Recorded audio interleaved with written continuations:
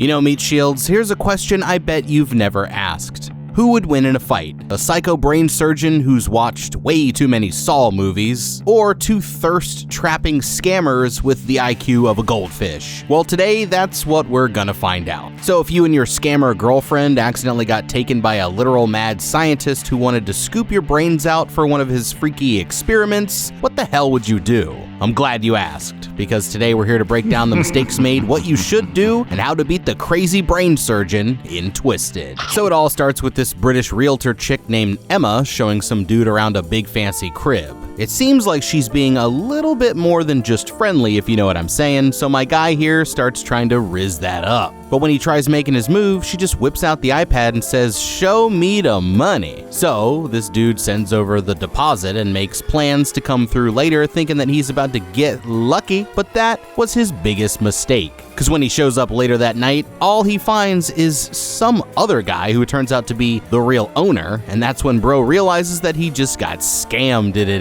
Well, the truth is, this chick Emma's a total fraud. Her real name's actually Paloma, and she's been running this rental scam with her girlfriend Smith. Basically, they go around tricking these thirsty rich guys into thinking that they're realtors and then run off with the ducats. And so far, it's been going pretty good, but this time, their luck is about to run out.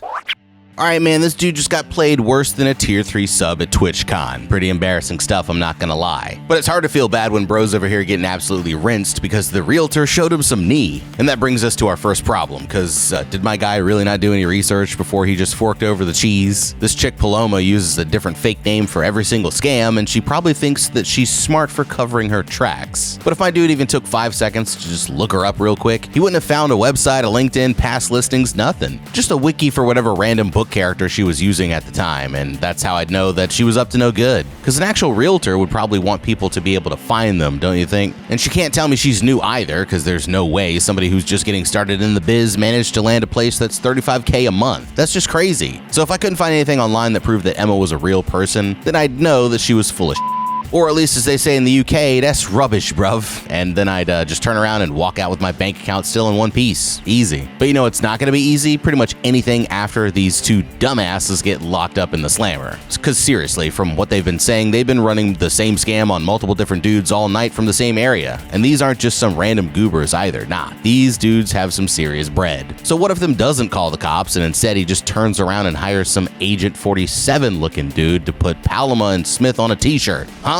What are they gonna do then? Well, if they keep pushing their luck, it's only a matter of time before they slip up and mess with the wrong guy. And then bam, they're donezo. But everyone knows there's nothing more cringe than being a scammer anyway, so honestly, these two should just get a real job before this whole life of crime catches up with them. But it seems like Paloma ain't gonna be happy until she learns that lesson the hard way.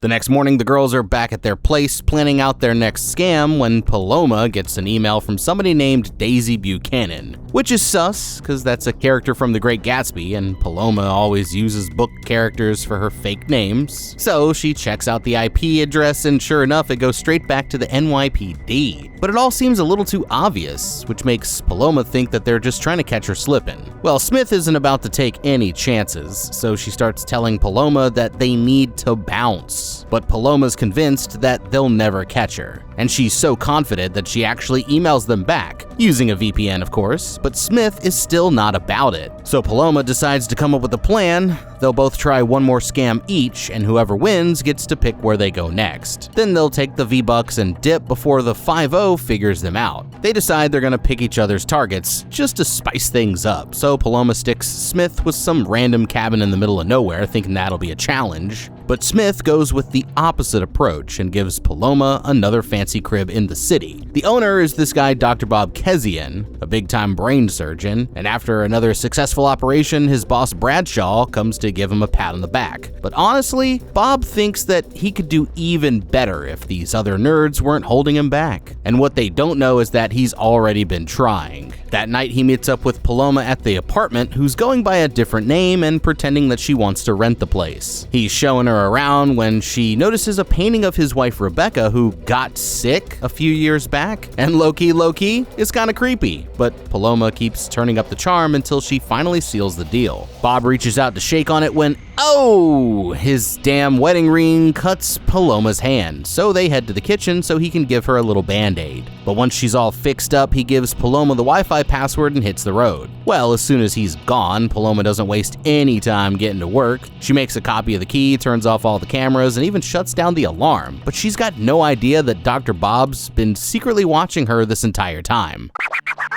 Alright, looks like the Paloma virus just got caught in 4K, but I can already tell this matchup is not even fair, because these two might actually be the dumbest criminals that I've ever seen. Like, first off, they literally just finessed some guy out of $105,000, and now they're already back at it less than 2 days later? I'm sorry, but that's dumb as hell. They're already sitting on, like, what, a 3-star wanted level as it is, so anybody with 2 brain cells would have given it some time to cool down. Plus, they've already run this scam multiple times, so unless they've been blowing money faster than a rich kid with daddy's credit card, they should already have plenty of Skrilla in the bank. And at some point, you gotta know when enough is enough. Like, if they've done this 5 times, that means that they're already sitting on like $500,000 at least. And that kind of money can go a long way if you're smart. So personally, I'd already be chilling down in Tahiti right now with a fake name and hella cash stuffed in the mattress, and then I'd be set for life. Simple. Now, honestly, I thought that Smith was cooked the minute they started talking about a cabin in the woods, but even though it turned out to be the opposite, this still brings me to the next problem, because this dude, Kezian, is low-key up to something.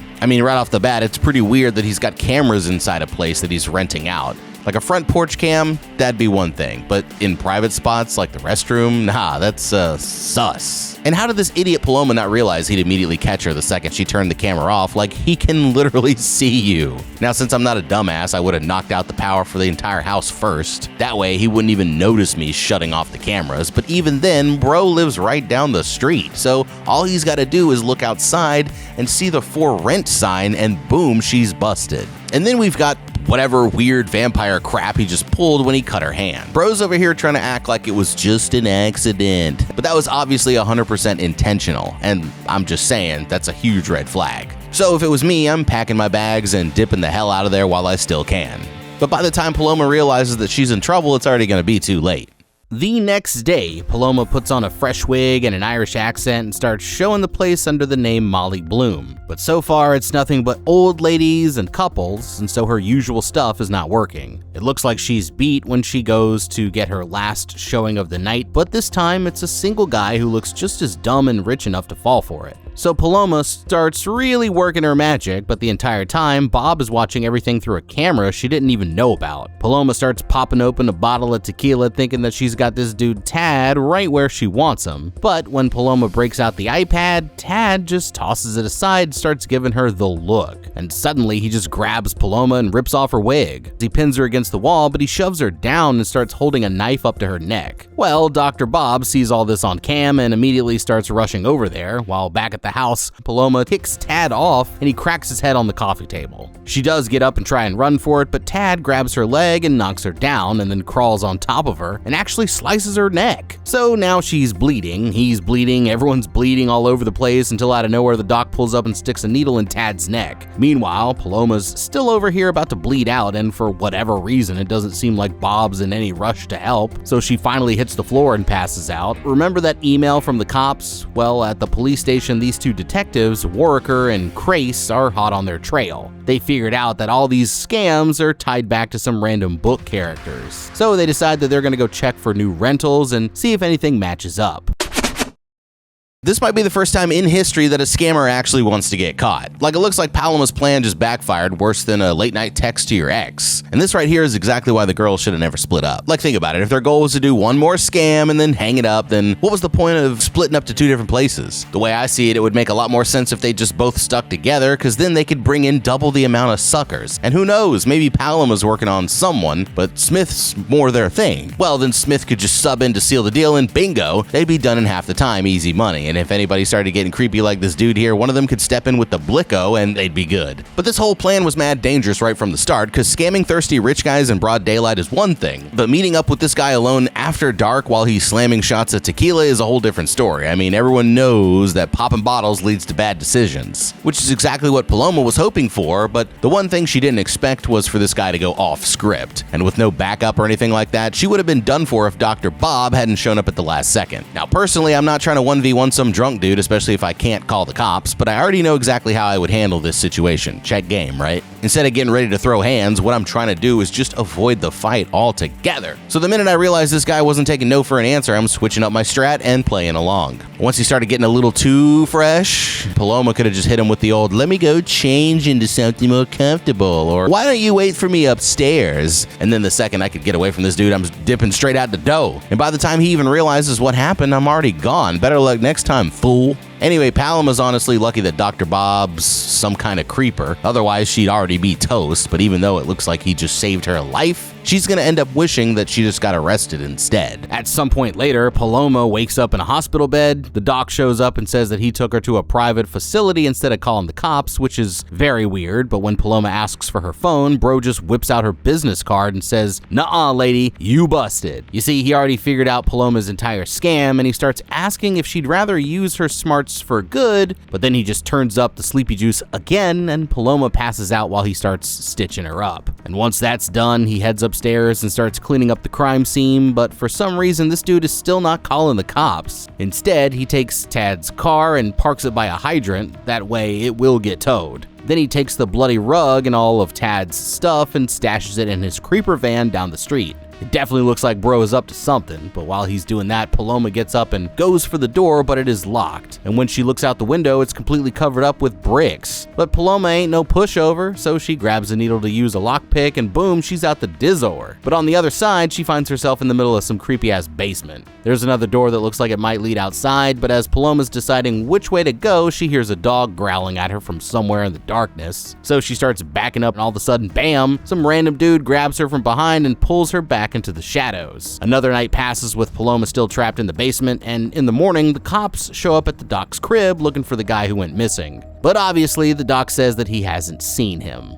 He does mention the car he had towed, trying to play it cool, and promises to call them if he thinks of anything else, so the officer leaves without realizing that this dude is a total psycho. Meanwhile, Paloma wakes up back in the basement again, except this time she's chained to the floor on some jigsaw type shit. So she starts trying to break free, but no matter how hard she tries, she can't get it off. After a little while, the doc shows up with some food and meds for the pain, and Paloma starts flipping out like, bro, let me up out of here. Well, Kezian's not going for it, which makes Paloma so mad that she lashes out and tries to grab him. But the dude just backs up and starts acting like he's gonna call the cops. So Paloma's like, yes, please do that. But he just turns around and dips, leaving her stuck with this big ass dude posted up on guard duty.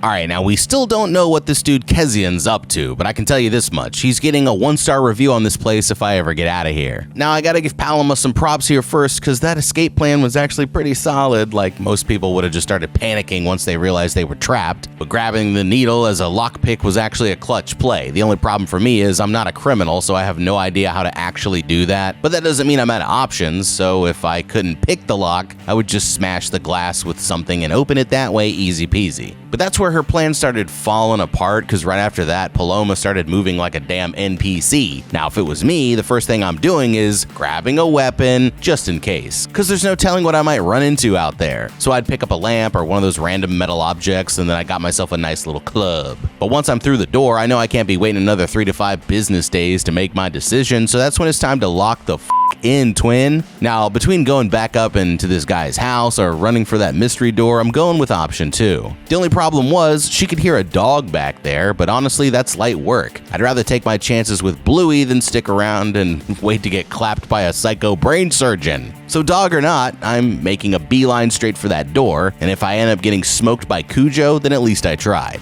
But now the situation's looking even worse, because Kezian's got her trapped in some kind of freaky-ass Saul dungeon with Uncle Fester over here. But don't worry, because I still got a plan. First off, she's picking fights with Kezian way too early, and that's just going to make it even tougher to escape, so I'm playing along and asking questions till I found out why this guy was doing this. Because if I know what his plans are, then I can start coming up with ways to throw him off, but at the same time, I'm going to be watching him and this big fella here for any patterns, like when Kezian leaves for work, or when the big guy needs to take a nap, and any chance I get, I'll start working on the weak points of this chain and trying to get myself out. But otherwise, I guess she better get comfortable, because it looks like Paloma's not getting out anytime soon. Now, as for Smith, she's already at a bar in the city wondering why Paloma hasn't hit her back. Well, it's probably because she's down in the basement having a little chit-chat with Dr. Dr. Crazy Pants. You know, she tries telling him that people are gonna notice that she's gone, but this dude's already figured out her real identity, and he knows her entire family is donezo. So he's not too worried about anyone finding out, but he still won't tell Paloma what he's gonna do. Now back over at the bar, Smith finally gets approached by this dorky looking guy who's been eyeing her the entire time, but she lets him know that she is not about it and tells him to kick rocks. Well, that's when she finally gets a text back from Paloma. Good news, right? Well, it looks that way until Smith texts "I love you" and Paloma texts it back. Because the thing is, Paloma never does that, and right from that moment, Smith knows that she's gotta be in trouble. So what's a scammer to do in a situation like this? Well, you gotta start scamming people, of course. So Smith goes back to that guy who tried to rizz her up before and starts acting like she actually changed her mind, and just like that, he's driving her over to the doctor's place to go save Paloma. Now back in the basement, Paloma decides that she's gotta use the restroom and starts hooting and hollering for somebody to come and help her out. And she's not very happy when zombie Mr. Clean shows up to come get her, but after her last escape attempt, they're not taking any chances, so the big guy handcuffs her to his own arm. And Paloma's gotta do her business with this dude just standing there 2 feet away. Now Paloma still doesn't know what's up with this guy, but he's got a scar on the back of his head, like from a brain surgery, and it definitely seems like he's not there by his own free will. So seeing an opportunity, she starts trying all her usual tricks by asking his name, telling him about her family, you know, like trying to humanize herself or whatever, but she might as well be talking to the wall because this dude does not even care, and she decides to call him Lenny even though he never says a word. Now once that's all done with, Lenny brings her back over to see the doc, and the second those cuffs come off, yeah, Paloma lunges out and starts trying to jump him, but Lenny just manhandles her with zero effort, and the doc sends him off like a Oompa Loompa. He starts explaining that Lenny was actually a nurse who got smoked by a car, and he was gonna be stuck in a coma for the rest of his life, but somehow the doc must have kidnapped the dude and fixed him up, kinda.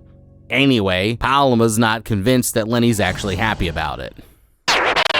Alright, I get what Paloma's trying to do here, but honestly though, she's just wasting her time. Like, she's going for the whole "I have a family" approach, which is great when you're dealing with normal people. But I mean, look at this dude. Maybe he was a regular guy before the doc put him on airplane mode, but these days, there's not a single thought behind those eyes, I'm sorry. She's busy yapping about her backstory like that's gonna make a difference, when meanwhile, bro's over here, seeing Tweety Bird in his head, probably thinking about butterflies or something. I mean, she might as well be trying to argue with Patrick Starr on NyQuil, like it's really not that deep. But if she was paying attention, like I said before, instead of trying to work her usual schemes, she might have noticed something important. Whenever Dr. Kensian gives this guy a command, he makes a loud click sound like a dog with one of those little like training clickers, you know what I mean? And that gives me an idea. It seems like that must be some kind of activation noise or something like that, so the next time that the doc left me and Lenny alone, I would try to hit him with the exact same click, then just be like, "Now give me the keys." And who knows, maybe I'll get lucky as hell and he'll just hand him over. On the bright side, now that Smith knows that she's in trouble, all Paloma's really gotta do is just keep buying more time until they get there. And once they show up, that could complicate things enough for her to escape if they weren't total idiots.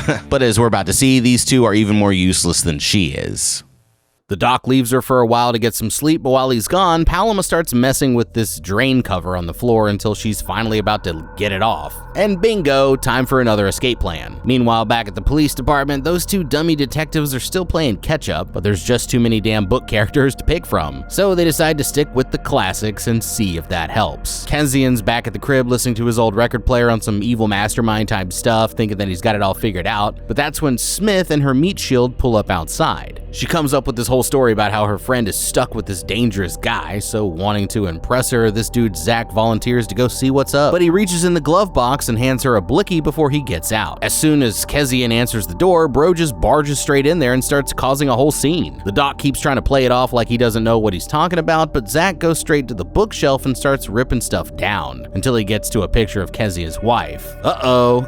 Zach grabs the picture and chunks it straight at the floor, but that's when Dr. Bob finally snizzaps. And out of freaking nowhere, he just grabs the record, snaps it in half, and absolutely slices this dude's throat like a freaking samurai. Like, damn, son. But that makes one down with 7 more to go. Now back outside, Smith notices the lights go out and realizes that her meat shield must be in trouble. So she hops out to go see for herself, but instead of going up to the front door, she brings up the floor plans from back when they were scoping the place, and bada boom bada bing, she finds a little secret entrance down this creepy alley. What she doesn't know is that Kensian's got cameras back there as well, and he just spotted her sneaking around. She ends up finding this little keypad and remembers from before that the code should be his wife's birthday, so beepity beep beep beep, she's in there. While at the same time, Paloma uses that drain cover to mess with the chain and actually ends up getting free. So Paloma gets up and starts looking for a way out just as Smith comes sneaking downstairs, but the doc grabs a kitchen knife and starts closing in behind her. Hearing him coming, Paloma runs over and grabs a letter opener, but then goes back to the chain and just waits for him to show up. But just as he's about to get there, Paloma hears a noise behind her and she spins around without looking and just starts going absolutely batshit crazy on whoever's there. But oh no, this can't be. It's Elizabeth, and now she's leaking worse than a water balloon in a wood chipper. Like, somebody help me. The doc comes running in like, what the hell have you done? And Paloma actually starts begging this psycho to help them out, but she's bleeding bad, chief. And that's when Paloma finally notices the strap. But just as she's about to go for it, frickin' Lenny shows up and hits her with the trank. And a few seconds later, Paloma just falls over and passes out. All right. Wow. Just wow. I mean, where do I even start here? Like, first of all, why was this dummy Smith literally slamming shots right before a dangerous mission? Like, great, let's slow down our reaction time and nerf our intelligence before the plan even starts. I mean, come on, people. And second, what was even the plan here? Send this dude Zach straight to the danger zone to do what? Randomly start accusing the guy without any proof? Yeah, brilliant strategy. But seriously, that's the dumbest shit I've ever heard. Obviously, the guy's just gonna deny it, and then what? Was Zach just gonna single-handedly take him down and rescue Paloma like a damn Navy SEAL? I mean, no offense, but bro doesn't look like he's built like that. So right off the bat, we need a better strategy. Now, if it was me, I'm taking a completely different approach. Like, first, I'm still sending Zach up to the door, but instead of getting all confrontational first thing, he's just the distraction. And while he's keeping the doc busy, I would sneak around back, use the blueprints to find his secret door, and then sneak inside, grab the keys, and get Paloma before he even knew I was there. And if this dude Lenny tried to stop me, I would just blast him and keep it moving, piece of cake. Or hear me out on this once she noticed her meat shield just got packed up. How about just calling the cops, dumbass? I mean, sure, they might get in trouble for scamming, but I think the 5-0's gonna be a little bit more interested in the brain surgeon who's been turning people into zombies, right? But as far as rescue missions go, getting TK'd by your own girlfriend is literally the worst possible outcome. Like, bro, just announce yourself. All she had to do was say, Paloma, that's you? And they'd both be walking out of there with their brains still attached. But just when it seemed like their IQ couldn't go any lower, Paloma genuinely started begging her kidnapper for help when there was literally a blammer sitting right there. At that point, I would have just grabbed the blick, sent Lenny to the Shadow Realm, and told Kensian to save Smith, or he's going to. But honestly, that was just embarrassing. Now, all the commotion's got Dr. Bob feeling a little tense, so he heads upstairs and puts on an old tape of his wife and then plops down to get some rest. But then, what? His frickin' wife starts talking through the TV on some Dora the Explorer type shit. And as Kensian gets up, her spirit appears right there in the room and starts telling him to lock in. Later on, Paloma wakes up right back where she started, but Smith isn't there. Uh-oh, that can't be good. But maybe Dr. Bob's just fixing her up, right? Yeah, not exactly, because when she opens the curtain, she finds Smith in there, strapped to a hospital bed. And that's when the doc rolls Tad into the room. Whatever this dude's planning, it doesn't look good, so Paloma starts begging him not to do it, but Kensian still thinks that he's the good guy in all of this, and now there's nothing she could do to stop him. Now at the station, the detectives finally track them down to the doctor's apartment, and they're a little bit sus of why Kensian was even renting it out in the first place. So they decide to swing by and pay him a visit. It is a little too late for Smith though, because back in the lab, Kenzie is over here getting her ready for brain surgery, and there's nothing Paloma can do as he pulls her entire scalp off like he's carving a pumpkin, and then switches to a little saw and takes off the top of her skull. Youch. Now, while all that is happening, Paloma starts seeing a vision of Smith, who drops by to say, "I love you," one last time. But then Kensian cuts out that little part of her brain and sticks it in a dish. And that's a wrap for Smith, which makes 2 down with 6 more to go. Well, Paloma goes back to her usual, "You don't want to do this," and blah blah blah, but Kensian's just like, "Can you shut up? I'm working here."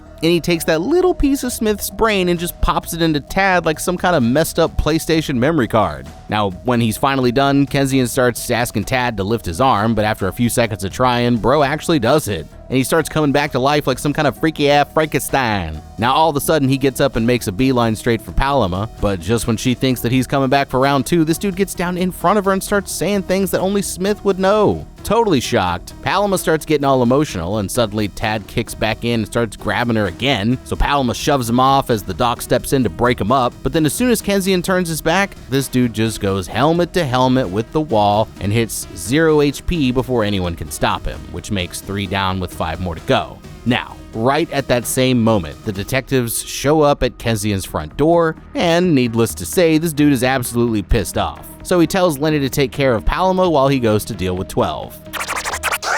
Alrighty then, well damn, that's some pretty traumatizing stuff, I can't lie. And I'd probably feel bad for Paloma here if it wasn't for one little thing. This whole disaster was completely her fault, but now that her girlfriend just got blue screened, I think there's only one thing left to say. Girl, you done f***ed up. I mean, let's just go back to the beginning here, because before these two met, Smith was just a regular law-abiding citizen. But then Paloma came along and introduced her to a life of crime, so if it wasn't for her, Smith would have never been involved in this stuff in the first place. But what's crazy is, Smith knew this was a bad idea right from the jump, and if she had it her way, these two would have been somewhere off the grid, sipping margaritas right now. I mean, she was ready to pack it up as soon as she realized the cops were onto them, which honestly, that's the smartest thing they could have done. But nah, Paloma just had to keep going for one more job when they were already sitting on a fat stack of cash. Well, good luck spending it now, genius. And okay, I mean, talk about bringing the whole team down. This dummy managed to get kidnapped by the only psycho brain surgeon in the entire city, and just when Smith was about to save the day, she team kills her own girlfriend by mistake. Like, that's crazy, dude. So I hate to break it to you, Paloma, but it looks like you just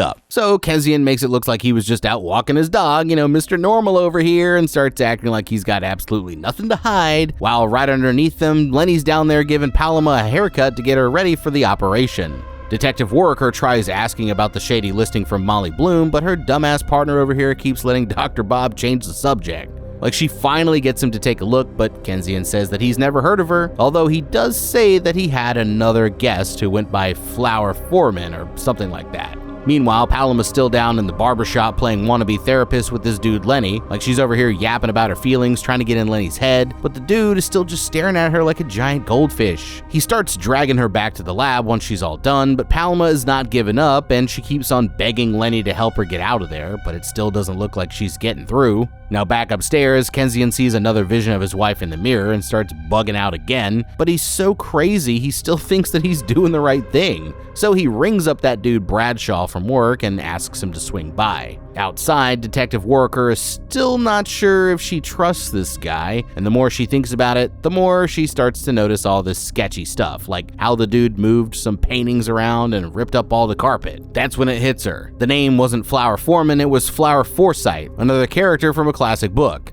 And now she's absolutely sure it's all connected, but they gotta head back to the station and get a warrant first. Downstairs, Lenny drags Paloma back to the lab and grabs the blammer off the shelf, but just when it looks like she's done for, Bro turns around and hands her the key. Like, thanks, dude. And after getting her cuffs off, Paloma runs straight over to Smith to say her goodbyes. But right in the middle of their big emotional moment, bang, no more Lenny. And while Paloma's trying to process what the F just happened, Dr. Bob comes running in and knocks her out again.